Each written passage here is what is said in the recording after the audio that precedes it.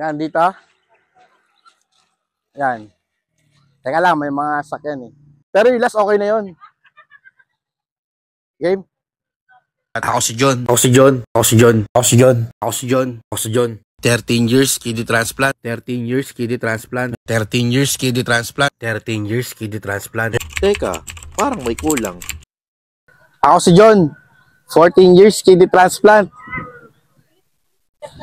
Tama po kayo ng pagkakarinig. 14 years na po tayong kidney transplant. Kidney transplant po ako sa NKTI noong July 28, 2011. Kaya thankful ako sa kuya ko. Siya po kasi ang kidney donor ko. Sa family ko na sumusuporta sa akin. At sa lahat na nagmamahal sa akin. Siyempre kay Lord na binibigyan pa ako ng mahabang buhay. Grabe yung 14 years na pinagdaanan natin. At lahat yon kinaya natin. Hindi ako aabot sa punto na yon kung di ko kayo kasama. Kasi hindi ko naman kakayanin mag-isa. Kailangan ko din kasi ng suporta ng pamilya. At lahat na nagmamahal sa akin. At sa loob ng isang taon, nakapag-share ako sa inyo ng buhay ko. Bilang kidney transplant, bilang full-time daddy at house husband. I-share ko sa inyo kung saan ako kumukuha ng gamot. Kung sino-sino yung mga politikong nilapitan ko. Mga taong tumulong sa akin para magkaroon ng gamot at guarantee letter. Pati na rin yung mga kinakain ko bilang kidney transplant. Sa loob ng 30 years, ito pala yung mga nangyari sa akin. Sa awa ng Diyos, 3 beses pa lang tayo na ospital. Yung una, nagkaroon ako ng LBM. Yung pangalawa, yung na-biopsy naman ako. Tapos nito lang, yung na-operahan ako ng sudo aneurysm. At maraming beses nagkaroon ng ubo, lagnat at sipon. At sa loob ng 30 years, marami na akong check-up na pinagdaanan. Marami na rin tusok ng karayom para makuha na ng dugo. At higit sa lahat, maraming ininom na gamot, mga anti-rejection medicine para sa kidney ko at sa kidney ng kuya ko. Lahat yon kinaya natin at lahat pa kakayanin ko. Kahit ilang beses pa ako magpa-check up, kahit ilang beses pa akong tusukan ng karayom, at kahit ilang beses pa ako uminom ng anti-rejection medicine, gagawin ko lahat yon, ma-extend lang ang buhay ko para makasama ko pa yung pamilya ko at matupad ang pangarap ko at pangarap ng pamilya ko. Anyway, sa next video na makikita nyo, kwento ko na lang sa inyo ang buhay ko, mga masasayang nangyari sa akin sa loob ng 13 years. Siyempre, sisimulan natin dito. Itong picture na to, yung na-diagnose ako ng CKD stage 4. Dialysis pala ako ng 6 months. After nun, kidney transplant agad. Tapos, nag-isolate ako ng 1 year. Time nun, naging girlfriend ko na si Monica. After 1 year, nakabalik ako sa trabaho. Sa buong akala ko, hindi na ako magkakaroon ng trabaho ulit. Habang nagtatrabaho, nakapag-basketball na din. Tapos, nakanood din ng live ng PBA. Sobrang saya, nakabalik sa mga ganito. First time nakasakay ng eroplano. First time din nakapunta ng Boracay. Nakapunta rin ng Pagudpod at Ilocos. Kasama ang barkada at si Mami Monica. Grabe, ang saya, napuntahan ko tong mga lugar na to. Pero hindi lang yan, nagsisimula pa lang tayo. After nun, ilang beses kami nagpunta ng Baguio kasama ang pamilya ko. Siguro taon-taon nasa Baguio kami kasi maganda ang klima ng panahon. Next naman natin, first time ko makapunta sa Puerto Princesa. This time makasama ko dito si Mami Monica at mga kapatid ko. Sinubukan namin yung underground river. Marami kaming beach na pinuntahan. Sinundan din yung pumunta kami ng Davao. Grabe, sobrang ganda dito. Sama ko pala dito yung mga kapatid ko. Nakapunta rin pala ako ng Zambales. Tapos madami pang iba. Fast forward, after 4 years, nagpropose ako kay Monica. Then after 5 months, nagpakasal kami ni Monica. Isa na ito sa mga highlights ng buhay ko. At habang kinakasal kami ni Monica, andyan yung mga mahal namin sa buhay. Papa, si Mama, yung mga kapatid ko. Kompleto sila para suportahan kami. After ng wedding, nag-honeymoon na kami. Naalala ko sa Palm Beach Resort kami nag-honeymoon. Nagkwentuhan about sa wedding namin. Then fast forward, after 1 year, wedding anniversary namin. First time pala namin mag-asawa na mag-out of the country. Una pala namin pinuntahan yung Hong Kong. Tapos nag-enjoy ng parang bata sa Hong Kong Disneyland. Nagpunta rin pala kami ng Macau. Grabe, sobrang saya namin dito. Next naman namin yung second wedding anniversary namin. This time, Singapore naman. Pinuntahan namin yung Merlion, mga tourist spots sa Singapore. Tulad ng Universal Studios. After doon, dumaan din kami sa Kuala Lumpur. Nag-stay din kami doon ng mga 2 araw. Then after 3 years, plano na rin kami bumuo ng sariling pamilya. Nahirapan din kami magka-baby. Pero sa awa ng Diyos at tulong ni Padre Pio, pinagkaloob sa amin si Pio. Matagal namin pinagdasal to. Kaya sobrang thankful kami yung dumating sa amin si Pio. Dahil kay Pio, natawag kaming mga magulang. At that time, sobrang saya ni Mama at ni Papa. Dahil nagkaroon sila ng first apo. Sarap sa feeling, nagkaroon kami ng anak. Sasalitan pala kami ni Mami Monica mag-alaga kay Pio. That time, parehas kami may trabaho. Kahit mahirap, kinakaya namin. Kasi ginusto namin to at masaya kami dito. At finally, na-experience namin mag-celebrate ng monthly birthday ni Pio. Na buong akala ko, hindi ko na magagawa yung ganito. Sinelebrate namin yung birthday ni Pio sa bahay lang. Kahit yung 1 year birthday ni Pio, sa bahay din namin sinelebrate. Pero kahit ganun, kasama ko naman ang buong pamilya ko. Ito yung mga bagay na nilook forward ko. Basta lahat ng celebration, gusto ko buo kaming pamilya. At habang lumalaki-laki si Pio, kasama namin si Pio mag-celebrate ng Pasko at bagong taon. Nakakapag-travel kung saan-saan. Nakapag-second birthday na rin pala si Pio. Then after pandemic, pinabinyagan namin si Pio. At lalo naging masaya yung dumating sa amin si Lia. Dito, masasabi ko ng kompleto yung pamilya namin. Naging kuya na si Pio. Nakapag-celebrate din kami ng monthly birthday. Grabe, sobrang saya namin. Ito na yung pamilyang gusto ko. Ito na yung pamilyang pangarap namin. That time, nag-resign na ako sa trabaho ko. Mas nag-focus na lang ako sa mga bata. At si Mami Monica na lang yung nagtrabaho. Dito, unti-unti na lumalaki si Lia. Naranasan ko rin mag-celebrate ng birthday ni Pio tsaka ni Lia. Celebrate ng Valentine's Day. Nagpunta sa mga playground. Na-experience samahan si Pio tsaka si Lia sa Halloween Halloween party at nagpunta sa mga pasyalan ng mga bata. At isa sa mga nilook forward namin dati, yung mahatid yung mga bata sa school. Dito, nakapag-aral na si Pio. Ang bilis ng panahon. Dati, hinihiling lang namin. Ngayon, ito, nag-aaral na. Nakagraduate na rin si Pio sa play school. Sa susunod na araw, kinder na si Pio. Marami na rin nangyari sa akin bilang kidney transplant, bilang full-time daddy, house husband, bilang asawa at bilang magulang, bilang anak, bilang isang kapatid, bilang tito at kaibigan. Alam nyo, lahat ng mga sinabi ko sa video, hindi naman magkakatotoo lahat yan. Hindi lahat yan mangyayari. Hindi nang lahat yan mararanasan ko. Kundi ako na kidney transplant dahil sa kuya ko, dahil sa papa at mama ko, dahil sa mga kapatid ko, at lahat na nagmamahal sa akin. Kaya sobrang thankful ko sa kanila lahat. Na-experience ko yung mga bagay na hindi ko inaakala. Sa buong akala ko, never na mangyayari sa akin. Kaya habang buhay ako magpapasalamat sa kanila dahil sa buhay na binigay nila sa akin. At ngayon, 14 years na tayong kidney transplant. Nilook forward ko pa na bigyan pa ako ng mahabang buhay. Good health sa akin at sa pamilya ko. Kaya swerte ako sa pamilya ko. Hindi naman perfecto yung pamilya ko, pero yung ganitong pamilya lang ang gusto ko. Marami pa akong pangarap sa buhay. Marami pa akong pangarap sa pamilya ko. Marami pa akong gustong gawin. At marami pa akong gustong maranasan. Kaya never ako magsasawang uminom ng gamot. Kahit ilang beses pa ako magpa-check up. Kahit ilang beses pa ako matusukan ng karayo. Basta ang importante, makasama ko ang buong pamilya ko. Ika nga nila, never say die. Ako nga pala si John.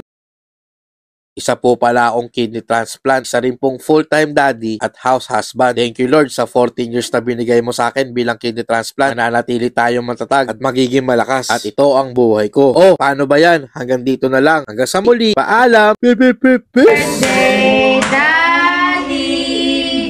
Happy birthday!